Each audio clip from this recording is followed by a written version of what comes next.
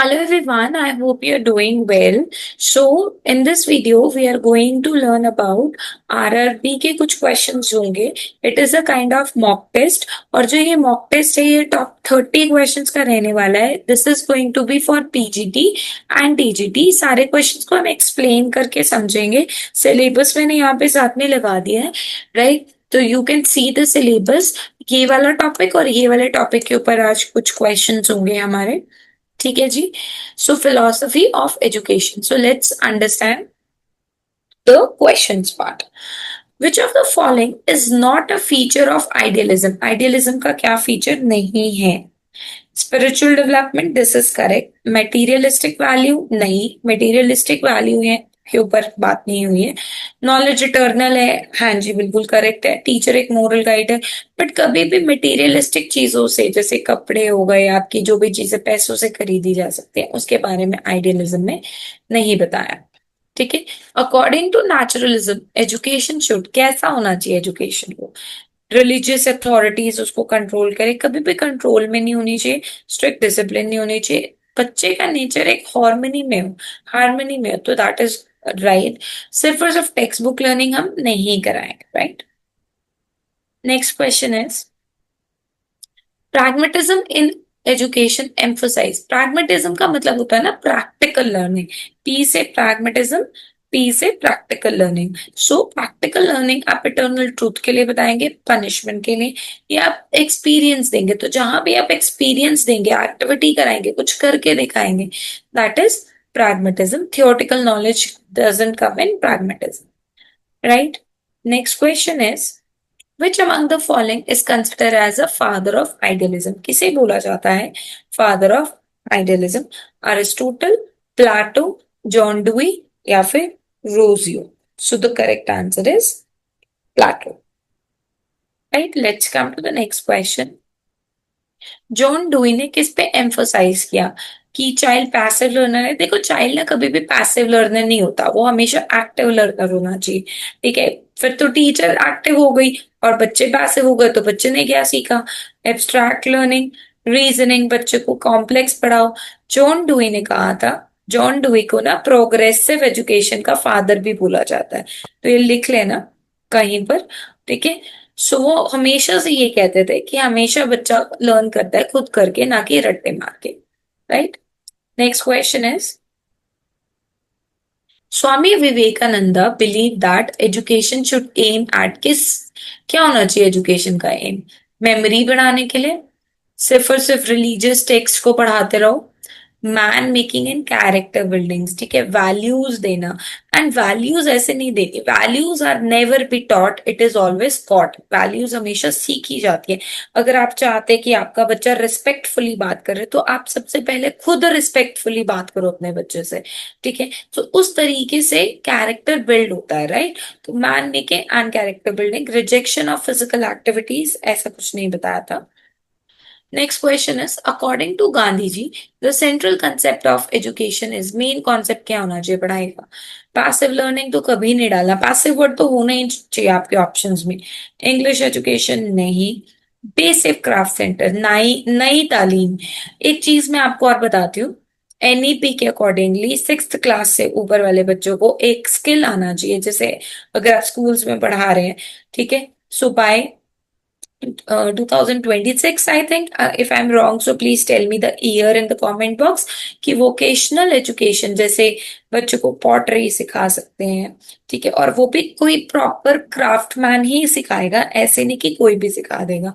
ठीक है. ताकि बच्चे आगे जाकर उसके अंदर अगर उसका इंटरेस्ट है तो वो अपना एक तरीके से मतलब गुजारा कर सके या फिर अपनी लाइफ को चला सके.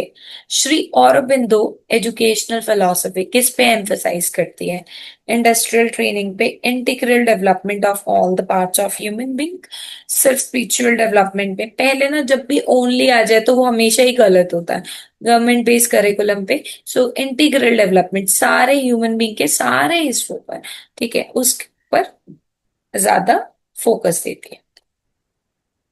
रोजियो इन हिज बुक एमिली क्या प्रपोज किया था उसने?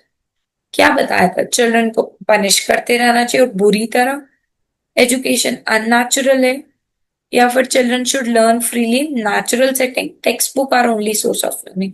देखो रोजियो ने कहा था कि बच्चे को ना नेचुरल सेटिंग में पढ़ाओ, ठीक है। तो कोई ऐसी सेटिंग मत करो जिससे वो कंफर्टेबल ना हो, ठीक है। हो सके तो पीयर लर्निंग कराओ, राइट, एक दूसरे से बच्चा सीखे। नेक्स्ट इज अरिस्टोटल ने बिलीव किया कि एजुकेशन का एम क्या होना चाहिए, वॉरफेयर की welfare, attain economic independence, rational development thinking and, rational thinking का मतलब ये होता है कि बच्चा सोच सके कि क्या राइट है और क्या रॉन्ग है, ठीक है। So this is correct, memorise state लो, ऐसा कुछ बताया नहीं है। अगर आपको ये सीरीज अच्छी लग रही है तो प्लीज एक सब्सक्राइब और लाइक जरूर कीजिएगा, और सेशन को अपने फ्रेंड्स के साथ जरूर शेयर कीजिएगा। सो कौन सी फिलॉसफी ऐसी है जो इंसान को सेल्फ रियलाइजेशन बताती है, नेचुरलिज्म, रियलिज्म, आइडियलिज्म या फिर pragmatism? So correct answer for this question is idealism. अच्छा, अगर हम बात करें थ्योरी पार्ट की, अभी मैं आपको थ्योरी नहीं समझा रही हूँ, तो ना मैं आई बटन पे आपको आरआरबी का प्लेलिस्ट पूरा अटैच कर दूंगी, आप प्लीज उसको देख लीजिएगा। सारी की सारी थ्योरी जो मैंने ऊपर आपको सिलेबस में डाली है वो गिवन है, ठीक है। तो ये सारे नेचुरलिज्म, रियलिज्म, आइडियलिज्म सब कराई है, ठीक है। तभी मॉक टेस्ट लिया जा रहा है। Who is known as who is known for the concept of learning as a social process, learning समाज में किया जाने वाला एक हिस्सा है। रोजियो, जॉन डुई, फ्रॉबल या Shri Aurobindo? Correct answer is John dewy. Realism में रोल ऑफ टीचर कैसा है, फैसिलिटेटर, गाइड की तरह, फ्रेंड की तरह या फिर स्पिरिचुअल गुरु की तरह? रियलिज्म की बात करें तो गाइड की तरह, ठीक है। Next question is which education thinking thinker propose the banking model? किसने मॉडल और बैंकिंग मॉडल ऑफ एजुकेशन को प्रपोज किया था? Paulo Freire, Ivan Illich, Dewey या फिर Krishnamurti? So the correct answer is Paulo Freire. इसके ऊपर भी मैंने थ्योरी दी थी, तो प्लीज उस वीडियो को जाके देख लेना। टैगोर्स एजुकेशनल फिलॉसफी किस पे एम्फसाइज करती है? मिलिट्री डिसिप्लिन पे, नेचुरल सराउंडिंग और फ्रीडम पर, स्ट्रिक्ट फॉर्मल एजुकेशन से पढ़ाओ या फिर एग्जामिनेशन ओरिएंटेड एजुकेशन? कभी भी एग्जामिनेशन ओरिएंटेड नहीं होनी चाहिए, स्किल ओरिएंटेड होनी चाहिए। क्या बच्चे ने सीखा ओवरऑल, क्या वो अपनी real life education, real life से अपनी एजुकेशन को कनेक्ट कर रहा है, ठीक है, या उससे भी बियॉन्ड सोच रहा है? सो the correct answer is natural surrounding and freedom, जहां पे बच्चे को फ्रीडम मिले कुछ करने की, उसको रोका ना जाए। Next is education is considered as an agent of social change because education से सोसाइटी में, समाज में बदलाव आता है। इट इनकरेजेस कंजर्वेटिज्म, कंजर्वेटिज्म को इनकरेज कर रहा है। ट्रेडिशनल रोल्स, देखो समाज में चेंज कब आएगा, जब इंडिविजुअल नए नए आइडियाज को अडॉप्ट करेंगे, ना कि इनोवेशन को डिस्करेज किया जाएगा, या सिर्फ पहले की पुराने ट्रेडिशनल रूल्स को बताए हुए को हम प्रैक्टिस करेंगे, या कंजर्व हो जाएंगे मतलब अपने आप को रूढ़िवादी कहलाएंगे, तो ऐसा नहीं है। तो सी इज करेक्ट।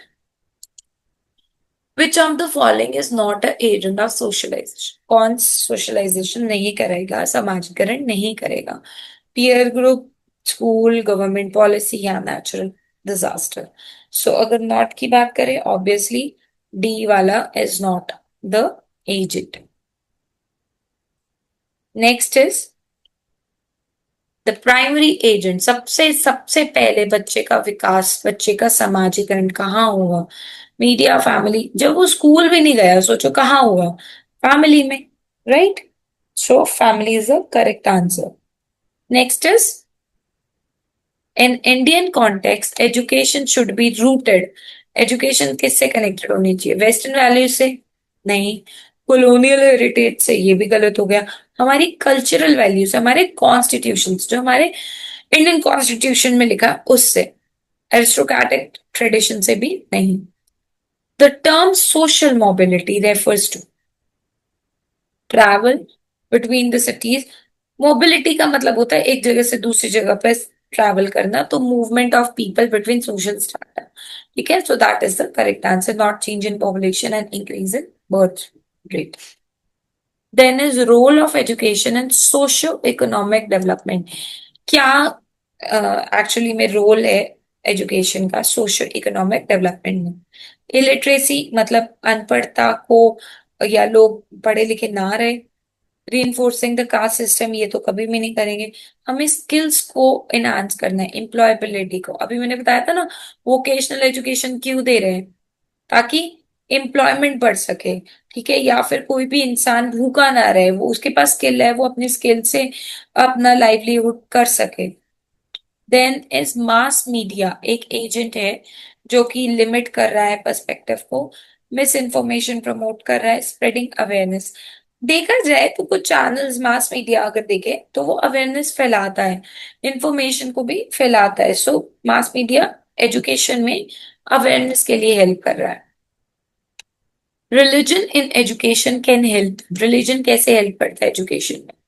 डिविजन करता है, बांट देता है, एथिकल एंड मॉरल वैल्यू सिखाता है, विच इज करेक्ट। सुपरस्टिशन, बहमों में नहीं आना है किसी भी, ठीक है, कि ऐसे करने से ऐसे हो जाएगा, राइट, या बिल्ली रास्ता काट जाए, तो this is called kind of superstition. Replacing scientific thought, नहीं, रिलीजन कभी भी साइंटिफिक थॉट को रिप्लेस करने को नहीं बोल रहा है। Which of the following roles does the state play in education? एक स्टेट का क्या रोल है एजुकेशन में? एजुकेशन पे पॉलिसी को इग्नोर तो नहीं करेंगे। Acting as a passive observer, खुद कुछ ना करना, ये भी गलत हो गया। Framing and implementing education policy, ये स्टेट का काम है कि एजुकेशन पॉलिसी को इम्प्लीमेंट करे, जहां जहां चीजें चेंज होने वाली हो वहां चेंज करे, ना कि रिस्ट्रिक्ट करे सिर्फ और सिर्फ एलिट्स को यानी वीआईपी वालों के लिए रिस्ट्रिक्ट कर दे सिर्फ। नहीं, ऐसा नहीं है, एजुकेशन पर सबका हक है। ठीक है, जो हमने पढ़ा था, राइट टू एजुकेशन, 16 साल तक के बच्चों को, 14 साल, 6 से 14 साल तक के बच्चों को फ्री एजुकेशन मिलनी चाहिए। और जो हैंडीकैप बच्चे हैं या फिजिकली हैंडीकैप है, डिसेबल्ड है, उनको 18 साल तक free education government gives. Next question is a major challenge in achieving social justice through education. समाज में जस्टिस मिलना एजुकेशन से कैसे मिलेगा? टेक्स्ट बुक से, मिड डे मील से, inequality in access and opportunity. ठीक है, बेसिकली चैलेंज कब आता है कि जब हम किसी के साथ भेदभाव करते हैं। ठीक है, अगर कोई लोअर स्ट्राटा का पर्सन है तो उसको उस चीज का एक्सेस नहीं देते, अपॉर्चुनिटी नहीं देते। ठीक है, तब वो एक तरीके से समाज में सोशल जस्टिस में चैलेंज लेकर आना है, मतलब चैलेंज है उन लोगों के लिए, राइट, नॉट लेकर आना है बट चैलेंज है उन लोगों के लिए। सो एजुकेशन, और ये चीज ना आपको ध्यान में रखनी है कि अपनी क्लास में कोई भी ऐसा चैलेंज नहीं आना चाहिए। हर बच्चे को मेक श्योर करो, चाहे वो किसी भी ग्रुप से आ रहा हो, ठीक है, रिलीजन, कास्ट, ठीक है, इकोनॉमिक वाइज सबको मिक्स बिठाइए। ठीक है, सबके ग्रुप ऐसे बनाइए जब लर्निंग बाय डूइंग करा रहे हो। Education helps in social adjustment, कैसे? डिसिप्लिन से कभी बच्चे नहीं पढ़ते हैं। Isolating students, helping students, yes definitely. Avoid cooperation is the wrong answer. Next question is the term aspiration of Indian society. ठीक है, हर किसी की ना एक एस्पायरेशन होती है, तो एजुकेशन में ये जो टर्म एस्पायरेशन है किसको बता रहा है? रट्टा मार लो टेक्स्ट को, वैदिक वेदास में जो लिखा है। इक्वालिटी को अचीव करना, जस्टिस को, बिल्कुल सही। कंपलसरी फॉरेन लैंग्वेज नहीं, हमारी मातृभाषा आनी चाहिए या जो आपकी रीजनल लैंग्वेज है। प्रोड्यूसिंग कलर्स, ये भी गलत हो जाएगा। हिडन करिकुलम ना वो करिकुलम होता है जो कहीं लिखा नहीं है, ठीक है, बताया नहीं है किताबों में, तो एक्स्ट्रा करिकुलम और ऑफिशियल सब्जेक्ट कंटेंट तो कदर हो जाएगा। अनस्टेटेड, बिना बताया हुआ, जो वैल्यूज दी जा रही है हम बच्चे को हमारे द्वारा स्कूलिंग के थ्रू, तो that is the correct answer. An example of negative socialisation. Negative socialisation क्या होगा? रिस्पेक्टिंग एल्डर्स, ये तो नेगेटिव नहीं होगा। Lying to avoid punishment, participant, ये तो करेक्ट है। हेल्पिंग अ डिसेबल्ड भी करेक्ट है। लाइंग टू अवॉइड, झूठ बोल देना पनिशमेंट को अवॉइड करने के लिए एक नेगेटिव सोशलाइजेशन है, राइट। और आप एज अ टीचर भी ना आपको क्लास में ये चीज सोचनी चाहिए कि अगर बच्चा कभी सच बोल रहा है ना तो उसको उसको प्रेज करो इंस्टेड ऑफ उसको डांट दो, राइट। बट ऐसा ना हो कि हर बार वो चीज हो। विच of the following practice promotes inclusive and equitable, सबका अधिकार है शिक्षा पर और इंक्लूड करो सबको। जेंडर स्टीरियोटाइप नहीं करेंगे, लड़के लड़का ये कर सकता है मैथ्स में अच्छा है, लड़कियां नहीं होती मैथ्स में, ऐसा कुछ नहीं दिखाएंगे। ना हम खुद से शो करेंगे, हमारे जेस्चर्स एक्शंस नहीं ऐसे होने चाहिए। सेग्रीगेट नहीं करेंगे कभी भी क्लास को। डिस्क्रिमिनेटरी सीटिंग भी नहीं करेंगे। बॉयज को बॉयज के साथ, गर्ल्स को गर्ल्स के साथ, इंटेलिजेंट को इंटेलिजेंट के साथ, नो नेवर। ठीक है, इक्वल अपॉर्चुनिटी हमेशा देंगे। So D is the correct answer. If you want to join class at Zoom, ठीक है, तो आप मुझे मैसेज कर सकते हो इस नंबर पर। Right, so these are the paid classes. So अगर आपको सेशन अच्छा लगा, so please like share and subscribe, because आपका एक लाइक, एक शेयर और एक सब्सक्राइब ना मोटिवेशन देता है हम लोगों को कि हम आपके लिए ऐसी वीडियोस लेकर आ सके।